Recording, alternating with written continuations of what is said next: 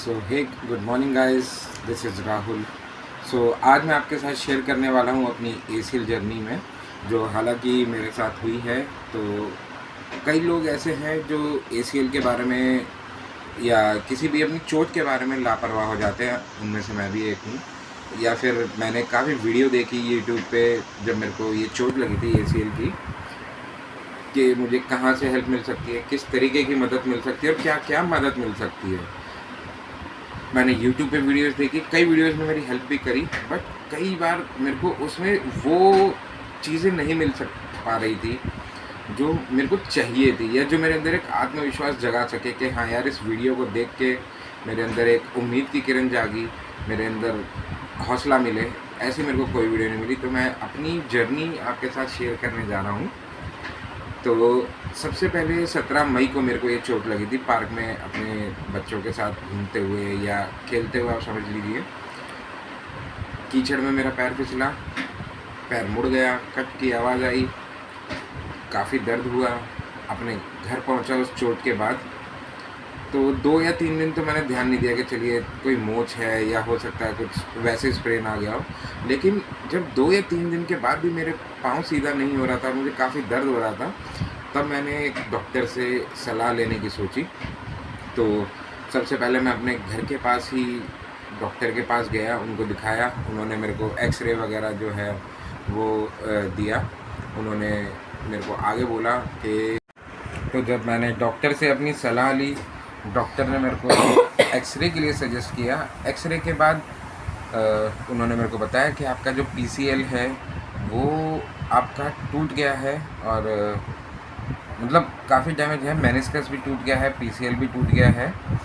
तो इसके लिए आपको एमआरआई करवाना पड़ेगा ताकि हमें और डिटेल्ड इन्फॉर्मेशन मिल सके। मैं फिर एमआरआई के लिए गया। एमआरआई की रिपोर्ट आई अगले दिन। उसके बाद मेरे को पता चला कि हाँ, जो एक्सरे में था वो सब कुछ हुआ है, लिगामेंट टूट गए हैं, चल नहीं पा रहा हूँ, फिर नहीं पा रहा हूँ। तो मेरे को डॉक्टर ने सजेस्ट करा कि आप जो है अपना प्लास्टर लगवाइए, और इसका जो उपाय है वो आपका सिर्फ़ और सिर्फ ऑपरेशन है। क्योंकि हालांकि उस टाइम पे मेरी राइट नी, जहाँ पे मेरे चोट लगी थी सीधे घुटने में, उसमें काफ़ी सूजन भी आ गई थी, एरिया पूरा मेरा सूजा हुआ था। तो मैंने फिर डॉक्टर से पूछा आगे कि सर ठीक है, मैं अगर ऑपरेशन के लिए जाता हूँ तो इसमें खर्चा कितना होगा। अब ऑब्वियस ही बात है, हम लोग मिडिल क्लास लोग हैं, चोट लगी है, ठीक है। हमारे लिए ये भी जानना ज़रूरी है कि अगर हमें चोट लगी है तो उसका खर्चा हो कितना होगा, कहाँ से हम फंड्स लाएंगे, कितना टाइम लगेगा, क्या ये दर्द है या कैसा है।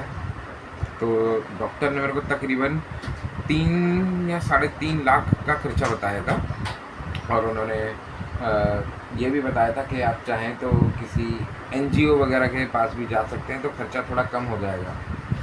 तो उस वक्त तो मैंने कोई डिसीज़न नहीं लिया, मैंने डॉक्टर से मोहलत मांगी इस चीज़ के लिए कि देखा जाए कि सर इतना। तो ऑब्वियस ही बात है, जैसे मैंने बोला, हम लोग मिडिल क्लास लोग हैं, एकदम से 2.5-3 लाख का खर्चा सुनते ही थोड़ा सा ये हो जाता है कि यार ये क्या हो गया ज़रा सी बात पे। और देखा जाए तो चोट इतनी बड़ी भी नहीं थी, सिर्फ एक नॉर्मल जो आप फिसलते हैं, या आप ये कह सकते हैं कि नॉर्मल चलते चलते आपका सिर्फ पैर मुड़ा है। कई बार होता है हम पैर ढंग से नहीं रख पाए तो हमारा एड़ी मुड़ गई या पैर मुड़ गया, तो एक नॉर्मल मोच टाइप से।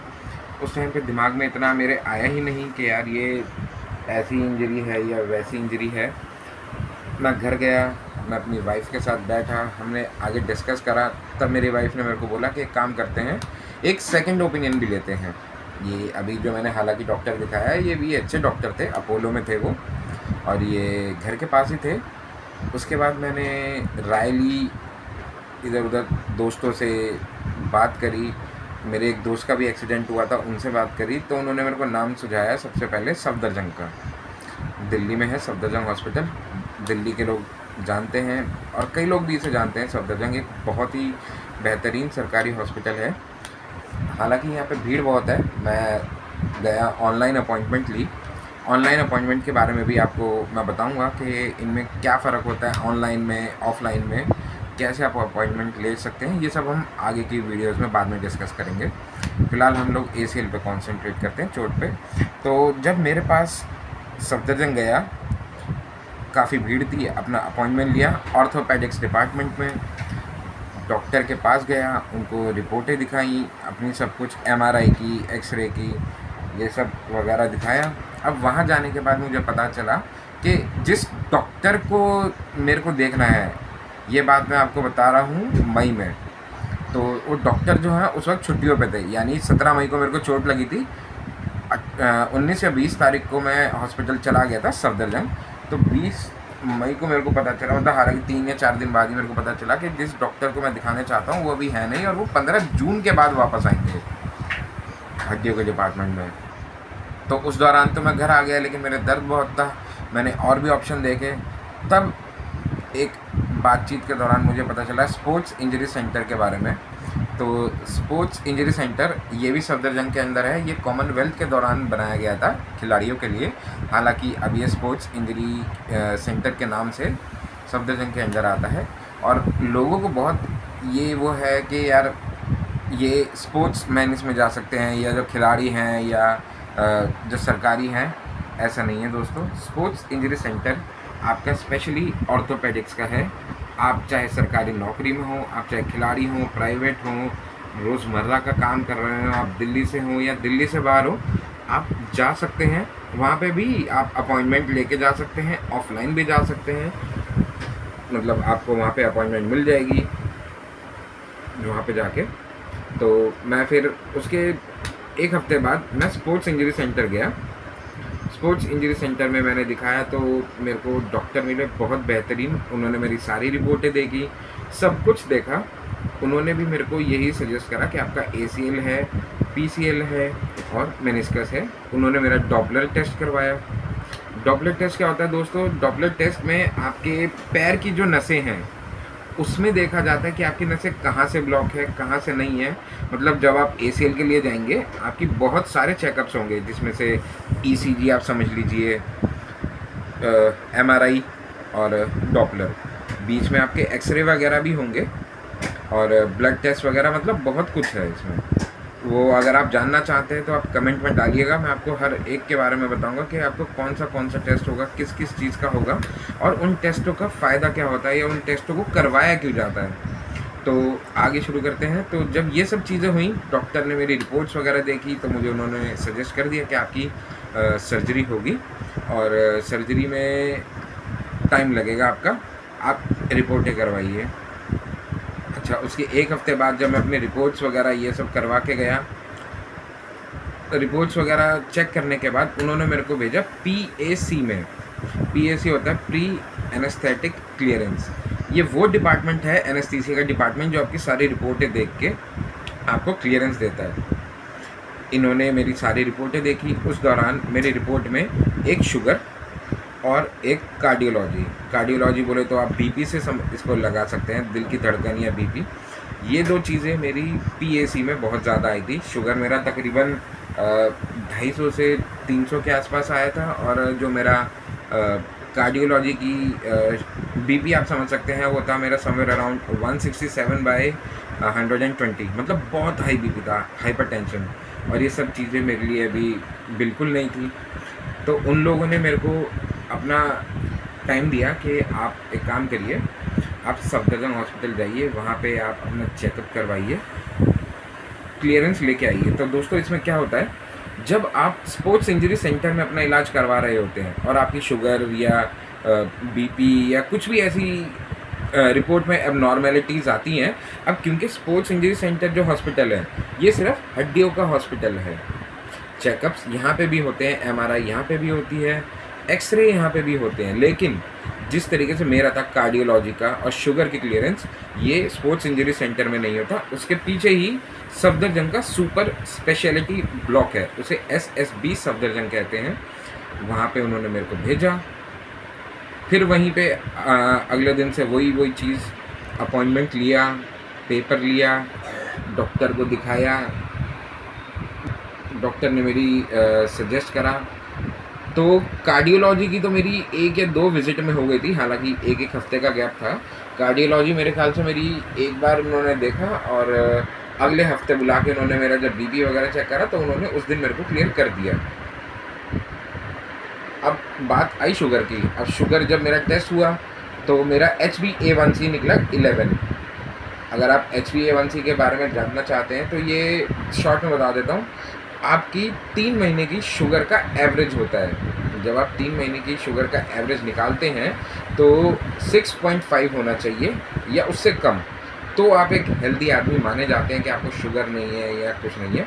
6.5 से अगर ऊपर 8 तक होता है तो आप प्री डायबिटीज़, और 8 से ऊपर है तो यानी आप डायबिटीज़ हैं। मेरा 11 आया था। मेरी भी फैमिली हिस्ट्री है, मेरे फादर की और उनसे भी पहले मम्मी और पापा की। अब इसके दौरान बीच में क्या हुआ कि मेरी नौकरी पे भी काफ़ी सवालिया निशान आ गए थे, क्योंकि मैं ऑफिस तो बिल्कुल जा नहीं पा रहा था। क्रचेज़ में और ब्रेसेस वगैरह में था, मैं जा नहीं पा रहा था। लेकिन एक हिम्मत से और एक थोड़ा सा अपने ऊपर यकीन रख के मैंने अपना शुगर कम किया, बीपी कम करा, जिसमें मेरा योगा, डाइट, फूड ये सब शामिल है। इन सब के बारे में मैं आपको सब बताऊंगा कि आपको अपना शुगर कैसे कम करना है, आपको क्या है, ये सब मैं आने वाले ब्लॉग्स में आपको बताऊंगा। ये अभी क्योंकि फ़िलहाल सिर्फ ACL की मैं आपकी जानकारी दे रहा हूँ। उन लोगों ने मेरा मतलब ये लगा लीजिए 2.5-3 महीने मैंने दब के मेहनत करी अपना शुगर और बीपी कम करने में, और उसके बाद ये सब करने के बाद मैं हर हफ्ते या 2 हफ्ते में अपना शुगर चेक करता था। घर पे बैठ के अपनी शुगर चेक करी, अपनी डाइट ली, और HbA1c रिपोर्ट ज़रूर करवाता था कि कितना कम होता है। एक चीज़ और बता दूँ दोस्तों, HbA1c ये हफ्ते में 0.1 या 0.2% ही कम होता है। तो आपको ध्यान से अगर ज़्यादा करना है तो आपको बिल्कुल ही शुगर छोड़नी पड़ेगी। तो यहाँ पे मेरी 17 जुलाई को हम लोग रिपोर्ट लेके अपनी पहुँची। मई में चोट लगी थी, तो जून और जुलाई यानी 17 मई, 17 जून और 17 जुलाई यानी टोटल आप 3 महीने लगा लीजिए जब से मैंने परहेज़ किया। 17 जुलाई को मैंने अपना फाइनल टेस्ट करवाया तो मेरी रिपोर्ट आ गई 8 के आसपास, 8% मैं सीधा बोलूँ तो 8% आते ही मैं PAC पे गया। वहाँ मेरे को क्लियरेंस मिल गई, अपॉइंटमेंट, और ये सारा काम अपॉइंटमेंट लेके ही होता है। इसलिए मैं आपसे बार बार कह रहा हूँ कि जब भी आपको कहीं जाना हो सफदरजंग में या स्पोर्ट्स इंजरी में, आपको अपॉइंटमेंट लेना पड़ेगा। सबसे पहले अपॉइंटमेंट होती है आपकी न्यू OPD की, उसके बाद फॉलोअप। ये सब मैं आने वाली वीडियोज़ में आपको बताता रहूँगा कि कैसे करना है, क्या करना है, एकदम स्टेप बाय स्टेप के साथ। तो क्लियरेंस ली मैंने अपनी, डॉक्टर के पास पहुँचा। अब डॉक्टर के पास क्लियरेंस वगैरह लेके सब पहुंचा तो मेरे को सबसे पहले डेट 17 जुलाई की बात मैं कर रहा हूँ। 17 जुलाई को डॉक्टर से बात करके मेरे को क्लियरेंस मिल गई, सब कुछ मिल गया। लेकिन डेट मिली मेरे को 17 सितंबर की। अब जुलाई 17 यानी अगस्त 17 और सितंबर यानी 2 महीने बाद की। हालांकि मेरे लिए वो बहुत मुश्किल था उस डेट को एक्सेप्ट करना, क्योंकि नौकरी का वही सवाल है यार दोस्तों। बट डॉक्टर से मैंने बात करी, डॉक्टर बहुत हेल्पफुल थे, बहुत अच्छे डॉक्टर थे स्पोर्ट्स इंजरी सेंटर के। उन्होंने मेरी बहुत हेल्प करी। उन्होंने कहा कि देखो राहुल, अभी आप ये डेट लो, आप एक बार अगस्त में हमारे पास आना कभी भी। ऐसा नहीं है कि आप 1 अगस्त को आओ, 5 को आओ, 15 को आओ, 20 को। उन्होंने कहा आप अगस्त में कभी भी आना, हमारे पास डेट्स अवेलेबल होगी, जो कि ज़्यादातर हो जाती हैं, तो आपको दे देंगे। मैं अपने घर आ गया, थोड़ा सा इंतज़ार किया, क्योंकि हालांकि 17 जुलाई था, तो मैंने 13-14 दिन इंतज़ार किया, और अगले महीने की 4 या 5 अगस्त को मैं हॉस्पिटल वापस चला गया अपॉइंटमेंट लेके। वहाँ मैंने डॉक्टर से फिर बात करी, उनके आगे रिक्वेस्ट करी, तो उन्होंने मेरे को सीधा डेट दे दी 12 अगस्त की। आप देख रहे हैं दोस्तों, 17 सितंबर से 12 अगस्त, मतलब ऑलमोस्ट 1 महीना पहले की डेट। इसलिए मैं कह रहा हूँ डॉक्टर बहुत अच्छे हैं, आप जाइए, जेन्युइन हैं, आपकी ज़रूर हेल्प करेंगे। अब 12 अगस्त को मेरे को उन्होंने तरीके बताए कि आपको कैसे आना है, पैर में क्या क्या लगाना है, बीटाडाइन वगैरह देते हैं, सब कुछ देते हैं। मतलब एक पूरी उन्होंने एक दिन पहले, मतलब 11 अगस्त को उन्होंने मेरे को बोला कि आपको 11 तारीख को आना है। हमारी एडमिशन की एक फ़ाइल बनती है, जिनको ऑपरेशन के लिए बोल देते हैं, तारीख मिल जाती है। मान लीजिए अगर आपका 5 तारीख का ऑपरेशन डॉक्टर ने दे दिया है, तो आपको जो है 4 तारीख को या एटलीस्ट 3 तारीख को हॉस्पिटल जाना पड़ेगा। एक एडमिशन का डॉक्यूमेंटेशन हो जाता है कि आपका हमने एडमिट कर दिया है। एडमिट होना ना होना ये आपके ऊपर है। अगर आप चाहें तो एडमिट हो सकते हैं, आप चाहें तो नहीं भी हो सकते। अगर आप दिल्ली में या आसपास रहते हैं, आपको लगता है कि आप अप एंड डाउन कर सकते हैं, तो आप बेशक अपने घर जा सकते हैं एडमिशन करवा के। तो गाइस 12 अगस्त को जब मैं अपने ऑपरेशन के लिए पहुंचा, सुबह 7 बजे का मेरे को उन्होंने टाइम दिया था। ऑपरेशन के लिए पहुंचा था, तैयारी करके अपनी सारी कि ऑपरेशन होगा मेरा, मतलब मैं तैयार था मानसिक रूप से भी। जब मैं वहाँ पहुँचा तो उन्होंने मेरे को ऑपरेशन थिएटर से पहले मेरे को बैठाया, 12 तारीख की बात कर रहा हूँ ये मैं।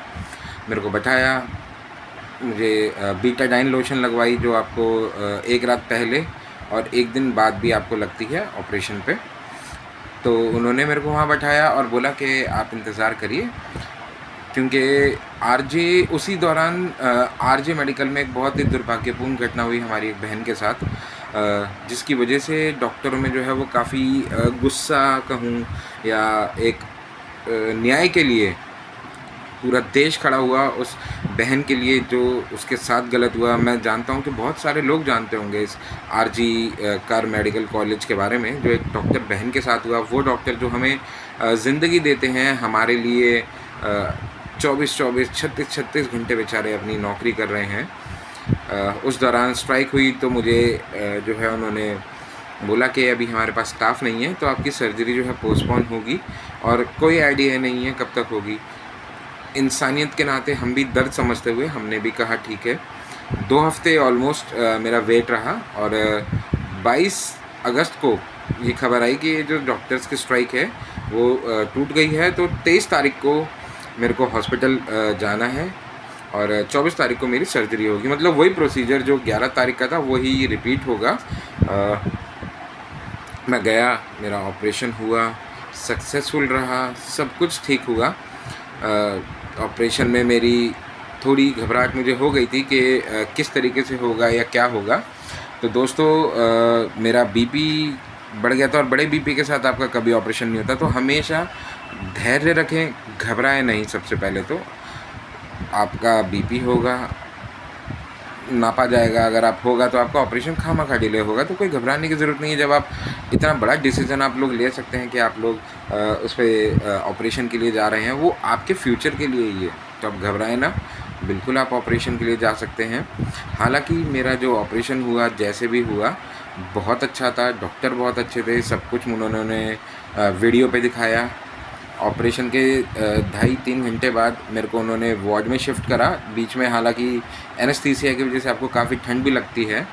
मुझे उन्होंने बैठाया, लिटाया आराम से और एक पूरे दिन के लिए उन्होंने सर उठाने के लिए मना करा कि आपको लेटे ही रहना है, सर बिल्कुल नहीं उठाना है, क्योंकि अगर आपने उठाया तो हो सकता है आपको चक्कर आ जाए या आपको सर में दर्द हो, बहुत कुछ। तो गाइस, जो बातें डॉक्टर आपको ऑपरेशन के दौरान, ऑपरेशन के बाद बोलते हैं, उसका आपको बहुत ज़्यादा ध्यान रखना होता है। तो मैं वहाँ पे लेटा रहा, मेरा ऑपरेशन हुआ, मुझे वार्ड में शिफ्ट करा। मेरे फादर साहब मेरे साथ थे, वो आए। अब चूँकि मेरा सिर्फ ACL हुआ था तो मेरा रिकवरी टाइम भी थोड़ा अच्छा हो गया था। मुझे उन्होंने वार्ड में शिफ्ट करा और हालांकि वार्ड में वो 24 घंटे रखते हैं और 24 घंटे बाद वो लोग आपको छुट्टी देते हैं। बट मेरे केस में शनिवार को मेरा ऑपरेशन हुआ था, संडे की छुट्टी, और सोमवार को जन्माष्टमी थी। ये 26 तारीख की मैं आपको बात बता रहा हूँ, इसलिए मुझे और 2 दिन उन्होंने वार्ड में रखा। और 27 तारीख को 12:30 या 11 के आसपास उन्होंने मेरे को आके मेरे चेकअप्स वगैरह करे और मुझे उन्होंने डिस्चार्ज कर दिया। 2 दिन जो मैं वार्ड में रहा, उन लोगों ने मेरा बहुत ध्यान रखा, मुझे एक्सरसाइजेज़ बताई, मुझे दवाइयाँ दी और फूड वगैरह जो है वो सब हॉस्पिटल की तरफ से था। एक सिंगल रुपया नहीं लगा। हालांकि इसमें एक चीज़ और है जो मैं आपको बताना चाहूँगा कि भले ही मेरा पैसा नहीं लगा, लेकिन मेरा पैसा लगा, पैसा भी लगा। वो मैं आपको आगे क्लियर करूँगा आने वाले वीडियोस में कि क्या होता है, कैसे होता है, किस तरीके से होता है, ये सब मैं इन्फॉर्मेशन दूंगा। और ये मैं इसीलिए बोल रहा हूँ क्योंकि मैंने भी यही चीज़ जाननी चाहिए थी कि जब मैं किसी सरकारी हॉस्पिटल में जाता हूँ या किसी भी ऐसी जगह जाता हूँ जहाँ बोला जाता है कि इलाज मुफ्त होता है या कोई पैसा नहीं लगता, तो वहाँ पे आपका क्या खर्चा आता है। गाइस, मेरी बात मानिए, खर्चा होता है, उतना नहीं होता है जितना बोला जाता है। जैसे मेरे को डॉक्टर ने बोला था कि तकरीबन आपका 3 से 4 लाख रुपए के आसपास का ऑपरेशन होगा या कुछ होगा, उतना नहीं लगा था। मैं आपको सब क्लैरिफाई करूँगा, सब आपको बिलिंग वगैरह सब आने वाले वीडियोस में आपको एक एक चीज़ दिखाऊंगा गाइस, एक एक चीज़, कहीं आपको ये ना लगे कि ये फेक है या क्या बोल रहा है। मुझे भी ऐसा ही लगा था जब मैं वीडियोज़ वगैरह देखता था कि यार सब कुछ फ्री है, सब कुछ आपको एक रुपया नहीं खर्चना पड़ेगा। ऐसा नहीं है गाइज़, खर्चा होता है, बिल्कुल होता है, लेकिन उतना नहीं होता जितना आपको लग रहा है कि हाँ होता है। इसीलिए मैं भी कोई ऐसा नहीं है कि मैं बहुत अमीर आदमी हूँ। अगर अमीर होता तो मैं शायद अपोलो में या फोर्टिस में या मैक्स में किसी में भी मतलब मैं अपना ऑपरेशन करवा सकता था, जो मैंने नहीं करवाया। मैंने स्पोर्ट्स इंजरी सेंटर चुना, सफदरजंग हॉस्पिटल चुना, क्योंकि ये वर्ल्ड के बेस्ट हॉस्पिटल हैं। इनमें बाकी डिपार्टमेंट्स का मैं नहीं कह सकता, क्योंकि ऊपर वाले के दया से मेरे कोई ऐसी चोट लगी नहीं है कि मैं आपको बता सकूं कि हाँ यार पेट के ऑपरेशन में पैसा लगेगा या पेट का ऑपरेशन फ्री हो जाएगा या आपका हार्ट की दिक्कत है। ऐसा नहीं है दोस्तों। मैं आपको कुछ गलत भी नहीं बोलना चाहता, मैं सिर्फ ACL के बारे में आपको बोल रहा हूँ। जो वीडियो में आपको ये बताते हैं कि आपका खर्चा 1 रुपया नहीं लगता, 2 रुपया नहीं लगता, वो कई बार लगता भी है। बता दूँ, मार्केट में अगर आपके 5 रुपये लग रहे हैं, मार्केट की बात कर रहा हूँ मैं, मार्केट में अगर आपके 5 रुपये लग रहे हैं, मार्केट आप समझ लीजिए अपोलो हॉस्पिटल या कुछ भी ऐसा है, मतलब कोई भी बहुत नामचीन हॉस्पिटल हो गया, उसके बारे में अगर वहाँ पे आपके 5 रुपये लग रहे हैं तो यहाँ पे आपको सिर्फ 1 रुपया लगेगा। अब ऑब्वियस ही बात है, प्राइवेट में और सरकारी में बहुत फ़र्क है, सब कुछ अलग होता है। एक चीज़ जो दोनों में सेम होती है वो है आपका इलाज। इलाज आपका वही होगा जो आपको बताया जाएगा। फ़र्क होता है सिर्फ सेवाओं का, सुविधाओं का और आपके आराम का। तो अगर आप मेंटली प्रिपेयर हैं कि हाँ हम लोग पैसा खर्च सकते हैं, तो बिल्कुल आप जाइए। बड़े बड़े नामचीन अस्पताल जो भी हैं वो आपकी बिल्कुल मदद करेंगे, बिल्कुल। वहाँ पे भी डॉक्टर जो है कहीं भी हो, वो भगवान का रूप है। वो आपकी ज़िंदगी में भगवान बन के आते हैं, भगवान की तरह आपको बचाते हैं, और आपको भी उन्हें भगवान का ही दर्जा देना चाहिए। अगर वो आपसे थोड़ा सा चीख के, चिल्ला के, गुस्से से भी बोलते हैं तो उनकी आपसे कोई दुश्मनी नहीं है, वो सिर्फ आपसे एक बात कर रहे हैं ताकि आप उनकी बात सुने, समझें। कई लोगों को बोला जाता है कि ये करिए, वो करिए, तो वो कुछ नहीं करते, वो चुपचाप बैठे रहते हैं, इसलिए उनको थोड़ा सख्त होना पड़ता है। बाकी ऐसा कुछ नहीं है। ACL, अब मेरा ऑपरेशन हुआ, मैं ठीक हूँ, अब मैं रिहैब में हूँ आगे। आप घबराइए मत। अगर आपके घुटने में भी कभी चोट लगती है तो आप आइए। सबसे पहले इसे बिल्कुल हल्के में मत लीजिए, आप डॉक्टर को दिखाइए। अगर आप अफोर्ड कर सकते हैं तो अच्छे से डॉक्टर पे जाइए, और नहीं भी कर सकते हैं या आप नहीं करना चाहते हैं तो सरकारी हॉस्पिटल बहुत बहुत ज़्यादा हमारे भारत देश में किफ़ायतीमंद है। भारत देश एक ऐसा देश है जो आने वाले टाइम पे ना दुनिया के यहाँ पे होगा, लीडर होगा दुनिया का, ये मैं आपको बोल सकता हूँ। हमारे हिंदुस्तान जैसा कोई नहीं है, और ना ही यहाँ के अस्पतालों जैसा, चाहे वो सरकारी हो चाहे वो प्राइवेट हो। एक नंबर हॉस्पिटल हैं दोनों, एक नंबर हॉस्पिटल। तो दोस्तों, मैं आपसे यही विनती करता हूँ कि आप अपने पैरों की चोट को तो खासकर ना लीजिएगा मजाक में। अगर आपको लगती है आप एक्सरे करवाइए, एटलीस्ट। नहीं भी चोट होगी तो बहुत अच्छी बात है, आपके दिल से कोई भी तरीके का एक फितूर निकल जाएगा या कोई भी शक होगा वो निकल जाएगा, लेकिन आप ज़रूर अपनी चेकिंग करवाइए। अब मेरा ACL हो गया है, ऑपरेशन हो गया है, तो मैं काफ़ी अच्छा महसूस कर रहा हूँ।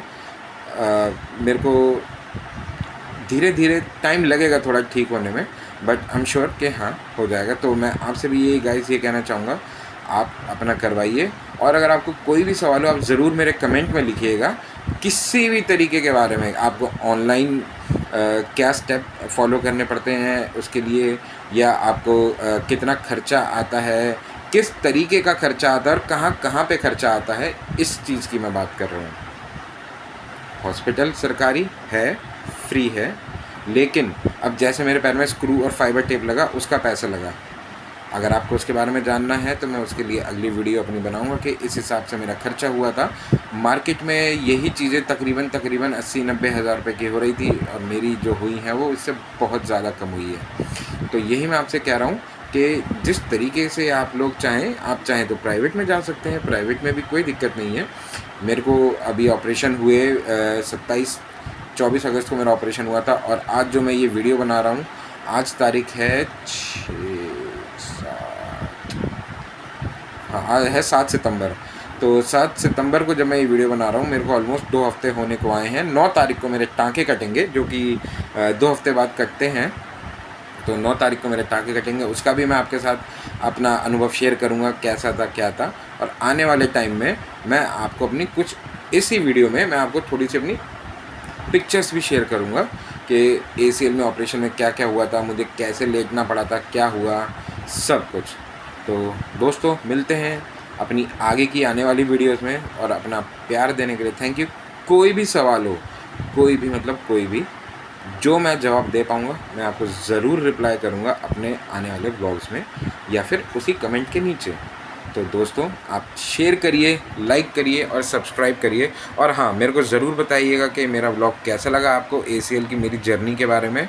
और घबराइए नहीं दोस्तों, ऊपर वाला है, सब ठीक करता है, सबकी मदद करता है। तो दोस्तों शब्बा खैर, आदाब, नमस्ते और सत श्री अकाल और जय हिंद।